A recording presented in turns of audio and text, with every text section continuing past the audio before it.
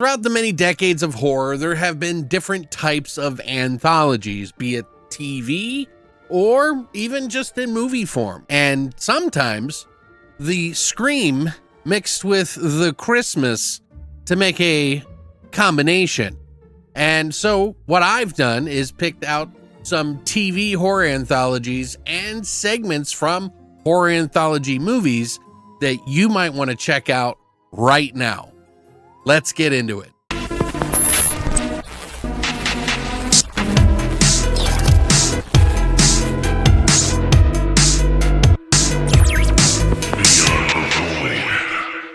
What's up, guys, and welcome back to Beyond the Void. My name is Alex, and today we're going to be doing a horror anthology.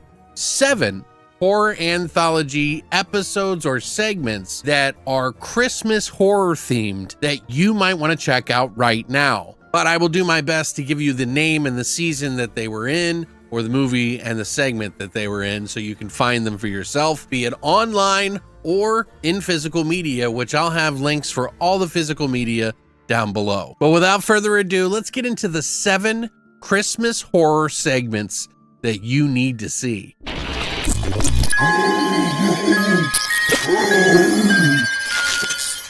First up, we have a physical media choice here. Can't find this online, although there is a YouTube copy. I'll be honest, the quality of it is not that good, but I'll include a link down below so you can check it out for yourself, or the physical media to pick up the set of this. In fact, I just completed that set as of yesterday because Resolution sent this out to me. It's called Kazuo Umezz's Horror Theater, and there's 1, 2, and 3, 6 tales included in that. Now, this series is based off of Kazuo Umezz's horror stories. He's done manga, which are horror stories that you might want to check out. In fact, one of his series of manga is called The Drifting Classroom, which is really popular. So popular that they went on to make 3 large volumes, and I cannot wait to read. If you're not into manga, at least you have some of these or the entire set to check out for yourself. And in this segment, it's called The Present, which, if you can see on the back here, there's Sandy getting all angry with his star and chain.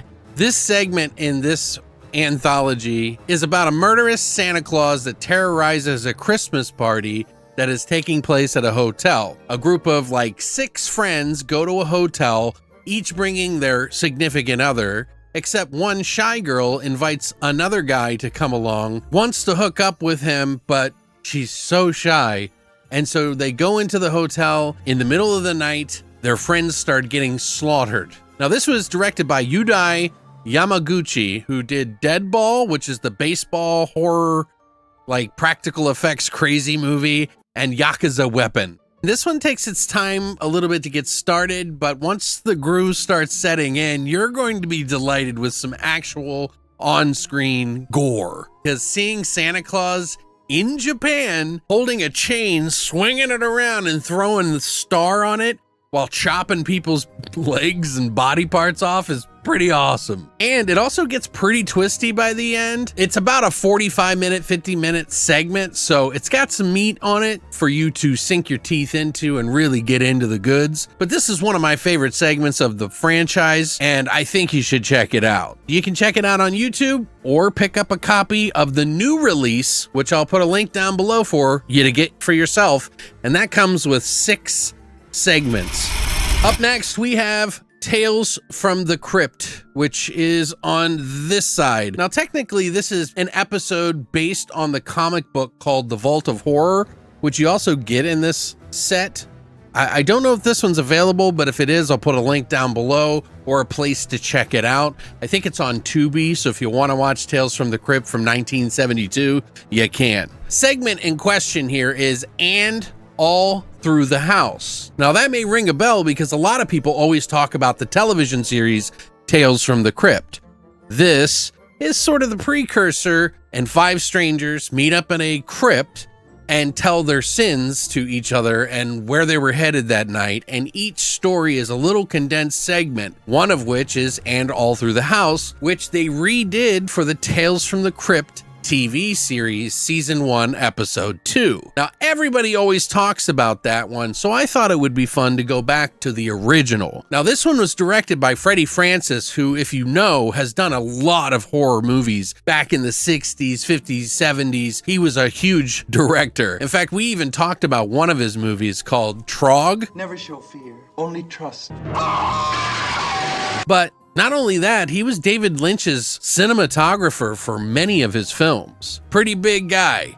But again, this one's based off number 35, Vault of Horror. It's about a woman who is at home with her husband and her young daughter who's supposed to be in bed, and it's Christmas Eve, the best time to celebrate a horror segment. Clunks her husband on the head and basically kills him. But unbeknownst to her, there is a killer on the loose, a maniac, who is dressed in a Santa outfit and out to kill. And things get pretty crazy when he shows up at her door in the midst of everything else going on. And I thought this was actually pretty cool to see it kind of, you know, in the 70s like this, and not the version that I'm used to, which is the season of Tales from the Crypt from the 80s. I thought this was really fun. It's a little bit on the shorter side, but I think if you like 70s cinema and that red, thick blood, you'll really appreciate this one in particular. It's up on Tubi, Crackle, and Roku, so check it out. Up next, we have an episode of Creepshow, the new TV series that Shudder picked up and adopted, which is Creepshow on season 2 of the disc, but technically it's supposed to be in season 1 on IMDb. Everything in there is just completely wrong. I don't know who input it, but just trust me on this. If you have the disc, it's the last episode on this disc or this season, and it's called Shapeshifters Anonymous, which is a holiday special that they did on Shudder that was about this guy who shows up at a sort of an anonymous thing. You would first think it's sort of like a alcohol anonymous class, but it's actually an SA Anonymous, which means Shapeshifters Anonymous, and he shows up at the door with a password, but then he explains that he's been having some changes, and the whole group starts to tell them about their stories, and then it all kind of surrounds around this lore of Santa Claus. Somehow Santa Claus is actually a real bad killer, and he's going around trying to execute every shapeshifter that there is. Now, in this group, there's like different types of creatures. So you have like turtles, werewolves, all kinds of different things, and they do a lot of really cool creature effects, and they get into a really big battle with Santa. It's pretty awesome. It's stupid, but it's also super fun. I like to see a lot of different creatures on the screen, so I think this was a good pick. Up next, from an older series called Tales from the Darkside. That's right. This is a episode that is considered to be one of the scariest Christmas horror segments that has ever been made. Pretty tall order there, I think. I think maybe for the time, it might have been for a lot of kids especially. But this one is an episode from season 3. Technically, it's episode 11, but it's disc 2 of season 3 on the set here. So if you have that set, this is one that you're going to have to pick up physically. Again, it's set on Christmas Eve, and a couple has decided to preoccupy their restless children who no longer believe in Santa and want a scary story to tide them over for the night. And so they end up telling them the story of a creature that lived just outside the town of Santa Claus in the North Pole, known as the Grither. You're not supposed to say his name out loud, or he'll hear you and come and take you. With his long arms, hands like basketballs, veins of blue and red, and ears that grow with every time you say his name. The kids don't believe in the beginning, but things start to get a little bit more believable by the end of the episode. Where it goes is pretty fun. I like the episode quite a bit. The one thing I will point out that you will notice right away is there's quite the age gap between 36-year-old mom and 85-year-old dad, with 5 and 7-year-old kids. Whatever works, I don't give a shit. But yeah, the Grither is pretty cool. If you get a chance, pick it up or check it out. Up next for number 5 is the Naughty List. And this is an episode from the first season of American Horror Stories. Not story, but stories. It's their segments that they do. It's an anthology season, but this is part of the first one. You can find it as the Naughty List. I think it's like number 4 or 5 or 6 or 7. It's on the first season. You can watch it on Hulu. But this one essentially is about a group of influencers, which I know all of you love that, but it's about a group of influencers who are very much like Jake and Logan Paul, who, if you remember, got in trouble for filming a man who was unalived in the forest by himself. We found a dead body. This is sort of playing on that about these douchey bros that live in this house. They kind of make fun of the influencer quite a bit in here to make them seem like the most douchiest pieces of shit that you'll find, so that when Santa Claus comes to kill them, you enjoy every gruesome second of it. And essentially what happens is they do a similar situation. It causes waves and causes their channel to start losing people, and they start to do other things to try to fix it, and it just keeps getting worse, including going to a mall Santa and causing mayhem around him, which is Danny Trejo, and he gets pretty pissed off in his Santa suit on Christmas Eve. Like I said, the influencers are really annoying. The deaths are pretty silly and actually pretty decent, really taking the piss out of the influencer. But I enjoyed it, and I think it's a fun one to watch. Just make sure you understand it's intentionally done to be so bad it's good.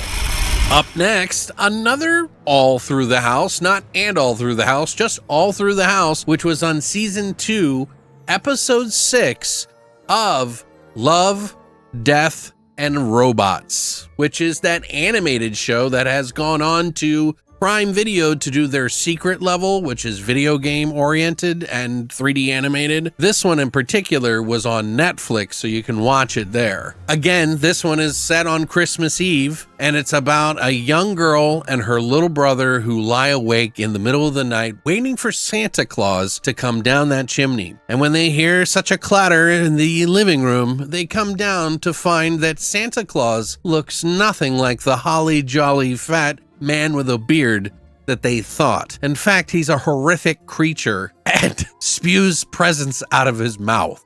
So it gets pretty wild. This one's probably the shortest one on the list, so I can't really say much more than that. But the animation is really fun. They do different styles, like frames for the kids as they do for Santa. So Santa Claus is actually in a higher frame rate than the kids, I did notice. It isn't graphic or gory or anything, but the creature work is pretty awesome. And to see it animated is pretty cool too. But I say check it out. Think Smile Monster meets Santa Claus.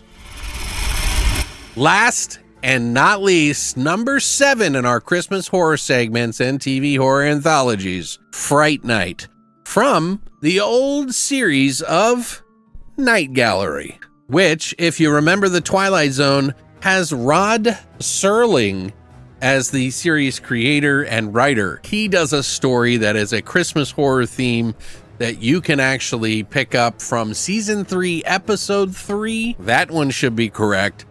Or rent or purchase on like Prime if you want. Or you can just pick up the box set, which I'll put a link down below for you guys too. But this one is essentially about an author and his lovely wife who buy a home, or actually inherit a home that was left to him by his late uncle Zachariah, who just so happens to be into nice homes, solitude, and what was it? Witchcraft. We cast you out in the name of Jesus Christ. Trippy 70s, 60s witchcraft. Yeah, it's pretty wild. Anyway, they move into the house. There's an old lady that hands over the key, and she tells them that nobody will come in within a long distance of the house to come near the house because it's so haunted. And they just kind of shrug it off as in, oh, they're crazy. One of the rules that they can get this house is they are not allowed to touch the trunk in the attic. One thing leads to another where the author, who works right next to the trunk, keeps seeing it moving about and doing things, and he can't help himself and wants to check out the trunk the entire time. And this drives him and his wife insane. And they start getting in each other's throats in like 1800s speak.